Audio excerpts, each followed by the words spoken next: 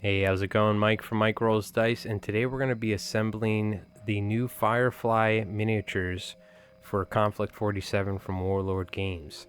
We just recently uploaded a video of unboxing, and I'm just starting to put together all of the miniatures from the box. Starting off with the American miniatures first, because my good friend Rev that you've seen me play against on the channel, he has a Russian Konflikt 47 army, so we're going to be facing off. So I'm going to focus on the Americans to start off first. As soon as Warlord releases the points and the army rules and all that, which should be very soon, could be possibly, there's rumors possibly this Friday, we'll see. As soon as that happens, we're going to try and film a game. In the meanwhile, I'm going to put these miniatures together and try and get them painted. Well, let's put together some Firefly jump troops. So these sprues are pretty simple. There's a variety of options for the legs, whether you want them jumping or standing or whole body, and a variety of options for the guns. We're going to be mostly using the Thompson M1X2s, which are the like Tesla Thompsons, if you will. And we're going to be using a Browning, a flamethrower, and an ATRD, which is like the rocket launchers. Starting off with the legs here, these are like the jumping poses. I like the more dynamic models, even if they kind of expose your minis a little bit more.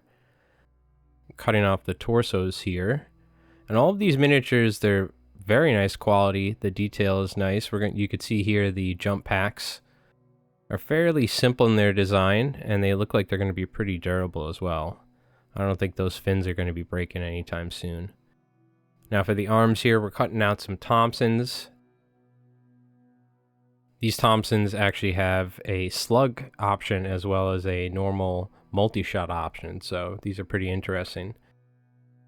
Here you can see the bars. Now this is one thing I wanted to point out. This is nice in comparison to something like a Warhammer 40k model kit.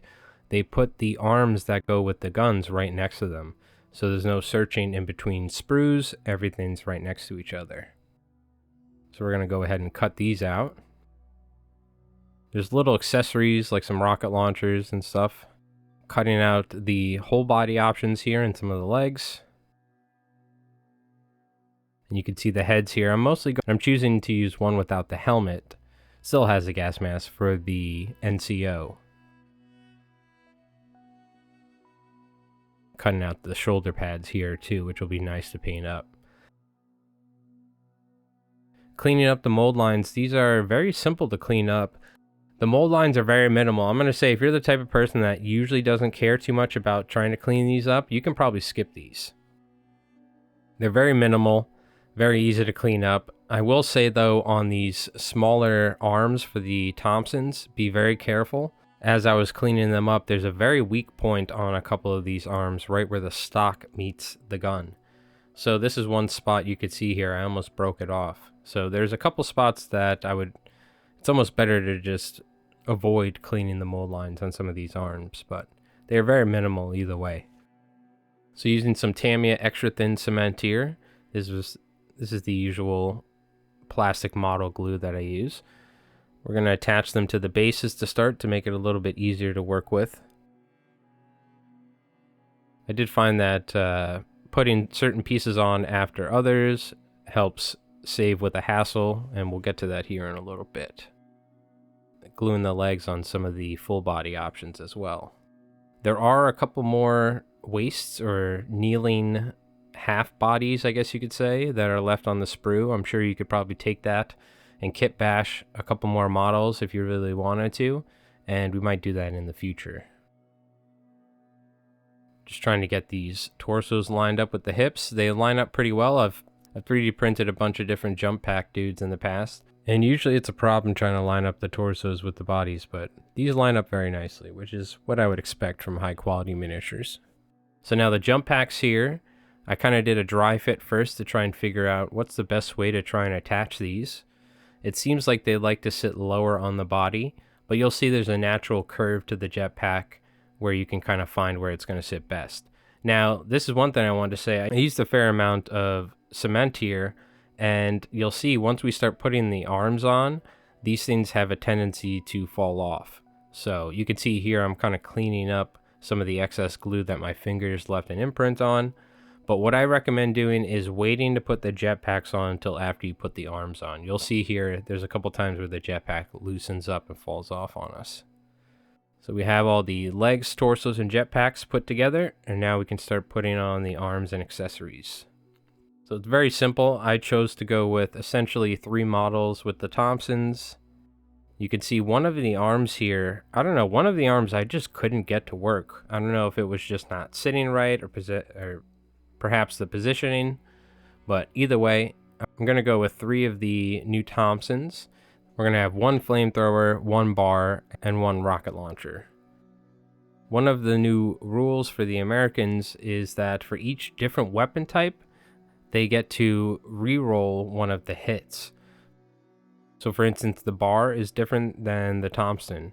So we're going to need to see more in depth when the rules come out, but there is a good chance that in the future I may take some of these arms off and potentially try to magnetize them, but for now, we're just going to go with the way they are.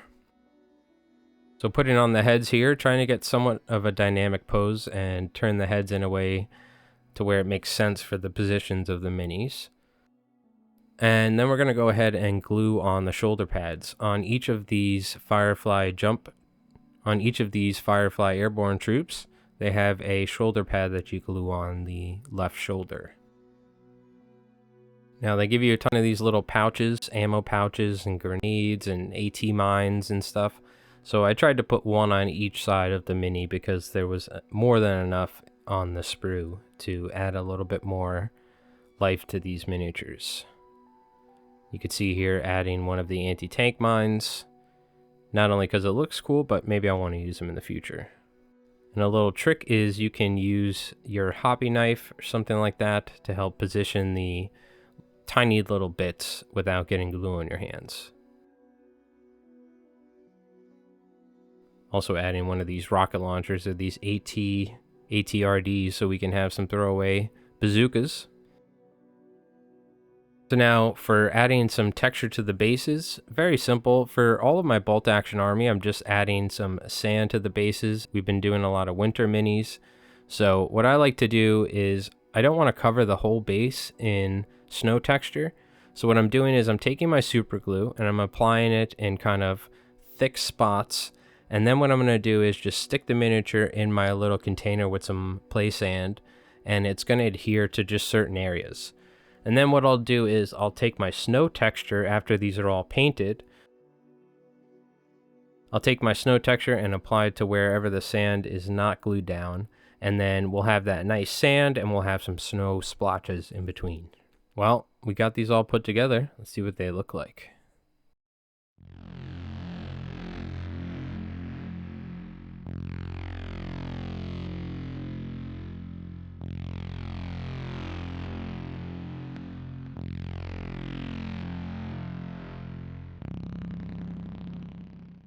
Well, I gotta say I'm super happy with these miniatures, the new Firefly Jump Pack troops for the US Army in Konflikt 47, 2nd edition. And I'm gonna be painting these up, putting together the linebacker, painting that, and painting the hero miniature as well. I gotta say the detail and textures on these is great. They're not overly complicated miniatures, but they have enough detail and texture and character to them that once they get painted up, I think they're gonna look amazing on the tabletop. Even here, while I was just filming this, I was impressed with how the miniatures look, not even painted. So I'm gonna be painting these up over the next couple days, as well as the new linebacker heavy walker, I believe, or medium walker. Still gotta see what the rules are, and the hero character that came with the box as well. We'll get a quick look at most of the miniatures so you can see some of the poses that I chose.